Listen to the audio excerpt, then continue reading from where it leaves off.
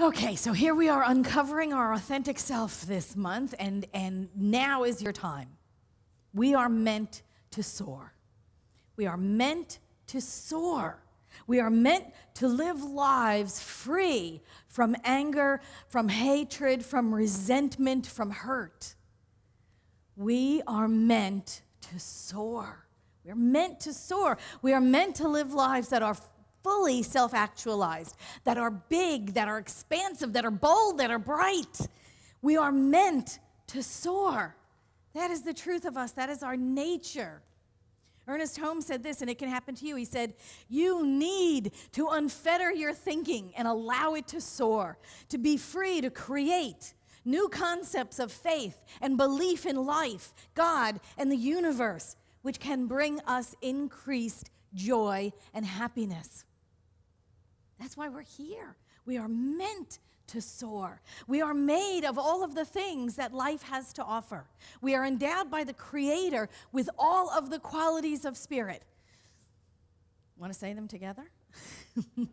Abundance, balance, beauty, freedom, joy, love, order, peace, power, unity, wholeness, wisdom. I'm sure that there's more than that, but those are the 12 biggies I always come up with. I kind of sometimes stick harmony in there too, but it doesn't really matter. I'm sure that there's a limitless amount of qualities, but those are the 12 biggies that I always come back to. We don't have those things. We don't have those things in our life. We are those things. We are those qualities. We can only demonstrate them to the extent that we believe them, we embody them, we allow them to flow through us, and we live them in the world. They come through us. They come through us, but they're not owned by us.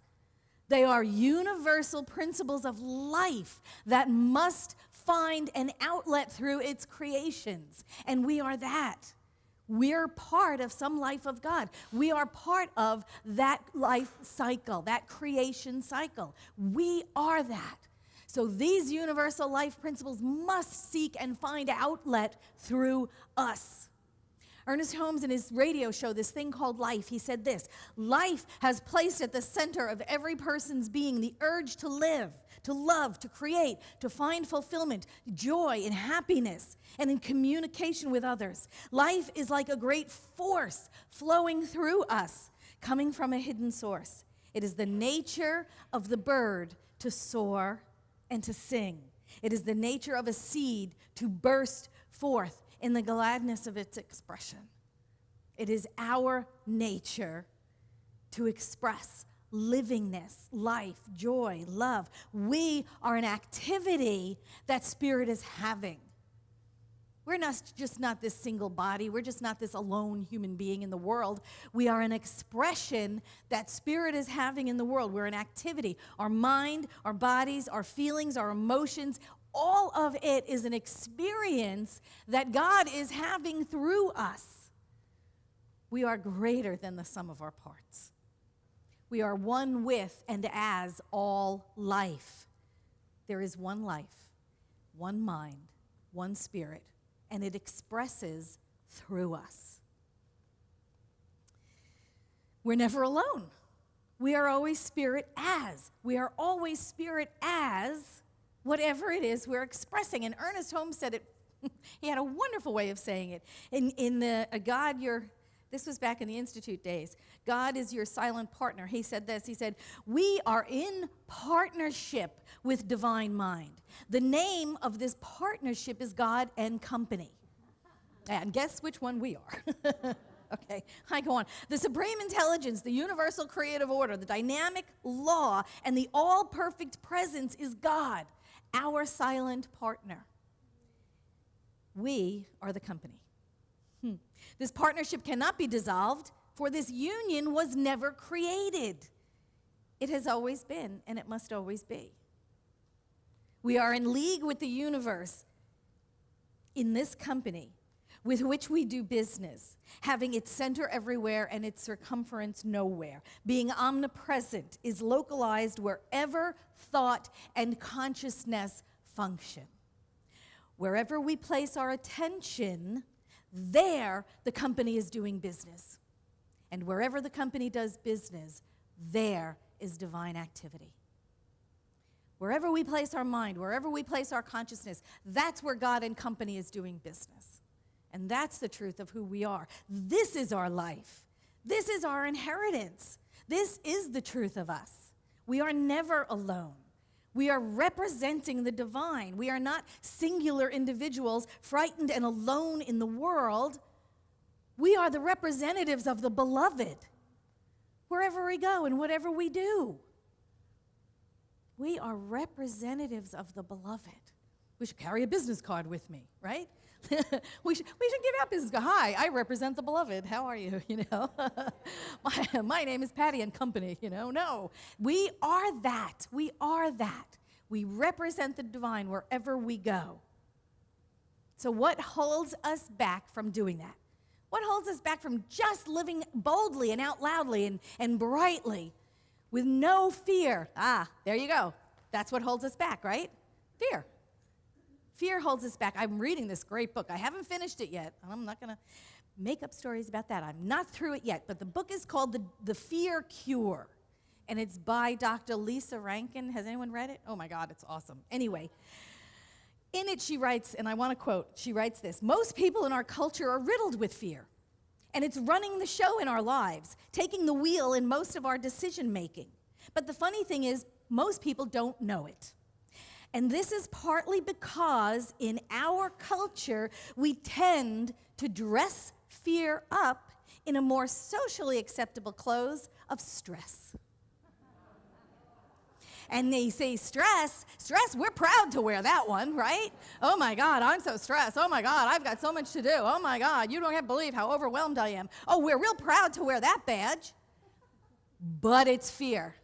It's still fear. She goes on to say, these are 10 ways where you can tell if fear is running your life. And the first one, she said, you find yourself striving in vain for the possible to achieve standard of perfection. Anybody? Anybody at all? Feeling that way? We're afraid of criticism. We're afraid of rejection. We're afraid of failure. That's the underlying stress of this perfectionism, is fear of. Fear of rejection, fear of failure, fear of success, fear of criticism. We go out of our way to be perfect because we don't want to be criticized. What we really want is acceptance. There's nothing wrong with being excellent. You don't have to be perfect, right? But we have that fear. The other fear is, number 2, you settle. We settle. We're afraid to take risks for fear of failure, or for fear of success, or for fear that our lives will change. So we're afraid to go for it. We're afraid to strive for the stars. I talked about this last week, right? Be realistic. Be realistic. Settle, like the rest of us. Just settle for things, right? No, we don't want to do that. But that's what fear will tell us to do. The number 3 thing, you say yes when you mean no. How many of us do that? Anybody? Anybody at all? Afraid of disappointing people. Afraid of rejection. We do things that are not ours to do. No is a complete sentence. No is a complete sentence. When we're not afraid of the results. When we're not afraid of the results. And now here's the opposite, the number 4 fear. You say no when you mean yes. First we say yes when we mean no, and then the other way we are afraid is we say yes when we mean no. We say no when we mean yes. We say no when we mean yes. When we start to have those dreams, and those dreams that your soul is calling for you to do, though your soul is calling for you to expand and to express and to be fully self-actualized, and we are afraid of failure. We're afraid of falling on our faces. We're afraid of success. We're afraid of being made fun of. Hey, guess what? That ship has sailed years ago. Oh my God. It's like you can't be afraid of what people are going to think about you or say about you. It doesn't matter. What is it? Terry Cole Whitaker always said, right? What you think of me is none of my business. Honey, just feel the fear and do it anyway.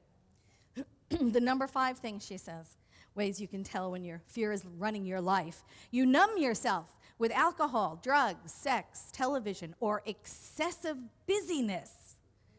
Right? Those people that are just too busy to do anything that they really want to do because they're too busy doing things that occupy their time. And I'm going to sit down and I'm going to start to write that book. But who's on Facebook? Let me see, right? Okay, we sit in front of the computer and we start playing the games. Or we, it's like, I really, really, really need to start working on that workshop I'm going to create and present. It's time to go shopping. We come up with reasons, with things to do, so we don't do the things that we know will bring us success. Here's the number 6 way we procrastinate. Anybody? Now, I used to be a procrastinator, but then I just didn't have time to get around to doing it anymore. Standing on the sidelines, watching other people go for it is safer than going for it. So that's another way we know that fear is ruling our lives, running our lives. We're watching other people live, and we're just on the sidelines being cheerleaders. Number 7, we get paralyzed. We get paralyzed. Just totally terrified of the uncertainty of how it's going to work out. When I was younger, no, actually, I still do this every now and then, to be perfectly honest. But if I was reading a really, really good book, and I'd be like, almost halfway through it, I'd have to read the end. Because I needed to know how it came out. I wasn't going to invest any more time in it if I didn't like the way it came out. I needed to know how it came out. Okay, so it's not a need anymore, but now I still, every once in a while, do it. We need we need to get rid of that feeling of uncertainty. So then we don't do anything. Terrified of uncertainty, we don't speak up. We don't go for it. We avoid making decisions because we don't want to make the wrong one. And guess what? Not making a decision is in itself a decision. And then the other side of that one, instead of being paralyzed, another way that fear runs our life is we become a control freak. Anybody? Anybody know that one? No, it's not you, but it's somebody you know. Somebody you know. We micromanage. We personally handle everything because we don't trust anything. We absolutely have to have our hands on everything because if not, we can't trust that it's going to come out okay. And number 9, we muzzle ourselves. Do you ever do that? You just stand there and don't let your voice be heard because you're afraid of rejection, you're afraid of ridicule, you're afraid of how it will sound, you'll be afraid of alienating someone. You muzzle yourself. We don't let our voices be heard. We put ourselves in a little box and we shut ourselves down because we don't want to rock the boat. We don't want to be that person, right? And number 10, we get sick. Anybody? And I wanted to quote her here because she says, fear isn't just an uncomfortable emotion that holds you back from following your dreams. It also triggers stress responses in your body that put you at risk for diseases and make it hard for your body to heal itself. Fearful people are more likely to get heart attacks, cancer, diabetes, autoimmune diseases, inflammatory disorders, chronic pain, and even the common cold. They are more likely to experience milder symptoms such as insomnia, low energy, obesity, dizziness, headaches, backaches, and gastrointestinal distress. And how many medicines are on the market for that, right? Prilosec and this and that and Zantac and all that kind of stuff? Absolutely. Absolutely. And what is under all that stress is fear. So these are the ways we can identify that fear is running our lives. We can do something to change this. And I love her book. Like I said, I haven't finished reading it yet. But the first part of it, she's a medical doctor. And the first part of the book is about that. It is about the physiological responses of your body to stress, to fear, and how that constant cortisol being released into your body does damage over time. It does damage to all of your organs. So she really knows what she's talking about. And then the second half of the book is about the response that your spiritual practice can have in fixing that. I love it. So those are the ways that we can identify that stress is running our bodies, our lives, our thoughts. But the good news is we can do something about this. We can change this. This is New Thought, right? We are in a center for New Thought. Ernest Holmes said, healing is our birthright. It is our birthright. So if we're experiencing any of those things, we know that we can transform them. And fear is not with us to frighten us.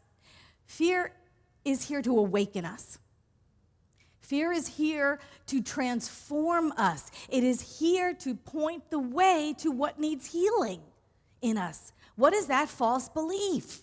What is that thing? Fear is here pointing the finger at, that didn't sound right, I'm sorry. Fear is here to point the way to that healing. And she gave us some ways to do that. She said, first, focus on what you appreciate. And I know that's a huge one. And I know that we do it, and I think we do it around Thanksgiving every year. But it should be a daily practice. Focus on what you appreciate. If it's a gratitude journal, do a gratitude journal. If it's 3 things in the morning you're grateful for, and then 3 things in the evening that you're grateful that have had happen. If it's just an affirmation, a positive affirmation, focus on what you appreciate. Even when you wake up in the morning and all it is, oh, my pillow is nice and soft. I love my bed. Anything. Keep your focus on the things you appreciate. When we feel fear, think love. When we feel fear, think love. And think about all those things that are going right. And when you plan your day, you think to yourself, oh, sure, what else can go right? What else can go right? And appreciate what does. She said, number 2, meditate. It's our spiritual practice that settles us.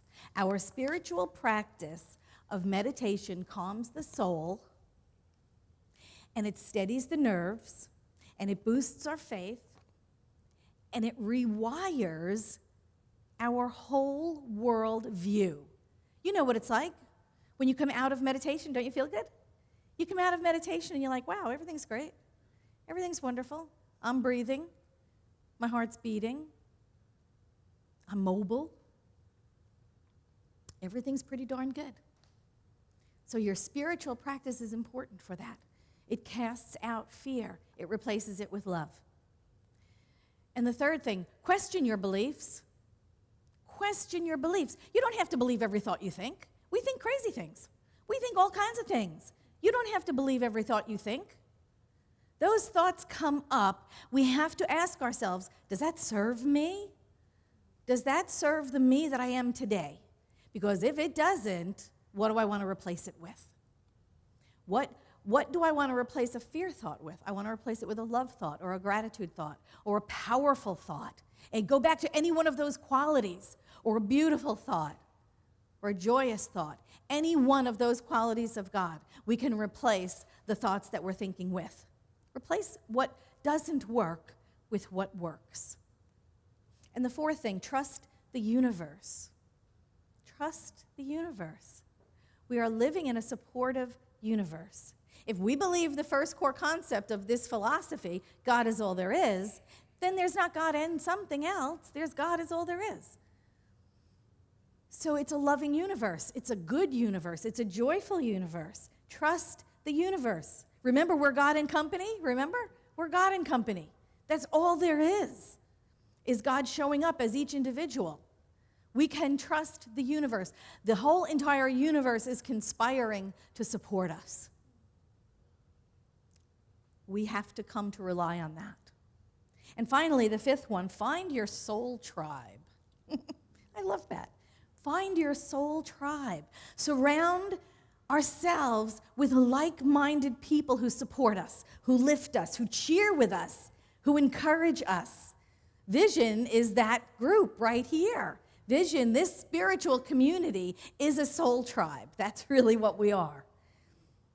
That's why we come to places like Vision. We can be our authentic self. You can fly your freak flag as just bright as you want, and you are loved unconditionally here. You are your authentic self. You show up in your authentic colors, and you take your mask off, and you are you, big and proud and bold, and you are loved unconditionally here. We hold each other up. We celebrate each other's successes. We grieve each other's losses, and we love each other, and we support each other. That's what we do here. So find your soul tribe. I really hope this is it because you're here. Find that place. Yeah, really.